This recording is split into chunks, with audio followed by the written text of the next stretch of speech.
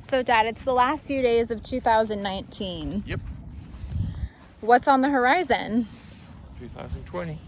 And what does that mean? Who knows? It means the future. It surely does. And I think for me, Dad, I've talked to you about this a lot. Maybe endeavors for a tiny home. Right? You've been looking into that. It's the future. Who knows what the future will bring? You can plan for it, but what do they say about mice and men and their plans? What do they say? I don't know. They just say the best laid plans of mice and men, and then they stop. So I guess just do shit anyways, because best laid plans can just... I think that's it. The best laid plans of mice and men, and then it's like, well, we didn't plan for saying anything else. So that's that. Yeah, that's it. All right, well, I think I have a lot more to say in 2020 to do and experience. And or not, and I should probably practice the fine art of just being quiet, shutting up and listening to the people around me, because you can't do both at the same time. Okay, Mom. Haha, Mom's in Hong Kong, but we'll catch up with her soon. Anyhow, feel free to like, subscribe, and follow my new channel, Oh What Now Rachel, for updates on how 2020 will, what it will bring. Excited, Dad? Really? Excited to see you there. This is exciting.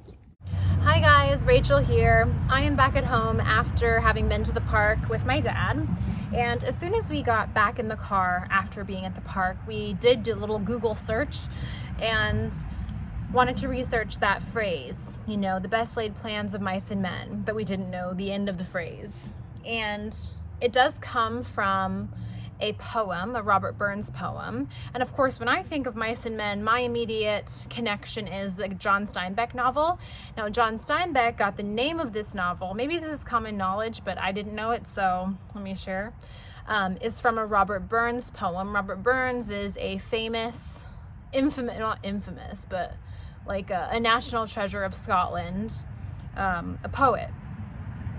Wrote many amazing things, some of which you surely know, and maybe you're not aware that they are his, but yeah, look them up. And the poem that this comes from is called To a Mouse. And the story of this poem is that Robert Burns, the narrator, is plowing the field, and it's also based on a true story, so interesting. Plowing a field, and in doing so, he realized that he's turned up a mouse's home. And he realizes, like, whoa, this mouse is looking at me, she's terrified, and like, why should she be so terrified of me? And then he thinks, well, yes, surely she should be. I'm so much bigger, she's so small, or he.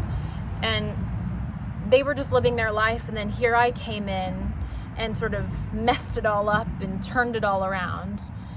And sort of that thought of, well, you know, a mouse isn't so bad, and, you know, you don't really eat that much, and yeah, like you could be here, and how much planning and effort goes into that little mouse making their home, and then how quickly it can be sort of taken away or changed with no effort on your own part. And then he thinks, well, yeah, this is what happens in life, and it happens to men too. And the idea that the best laid plans of mice and men can often go awry, right? So no matter what we plan for, you can't plan for everything, and life happens anyways. And then he thinks, well, lucky mouse, because you live in the present, and even if your home is turned upside down and sort of smashed to bits, you just think, okay, well, you know, time for me to build a new one, and then you do. But humans, we can be so impacted by the traumas of our past, and so incapacitated by the possible failings of our future and the fear that's wrapped up in that sometimes is very difficult for us to just to accept that pill that like shit happens in life and you just carry on. And I think that's an interesting thought to meditate on, the idea that everything's in balance. What have we done in the past that we can take into the future? And also, what can we do in the future, but also not plan too much for, right? Like me and this growing idea of creating a YouTube channel. I don't really know what I'm doing, but I'm sharing hopefully adventures, pieces of poetry, experiences with strangers and friends, foods, places that I find of interest, and maybe you'll find of interest too.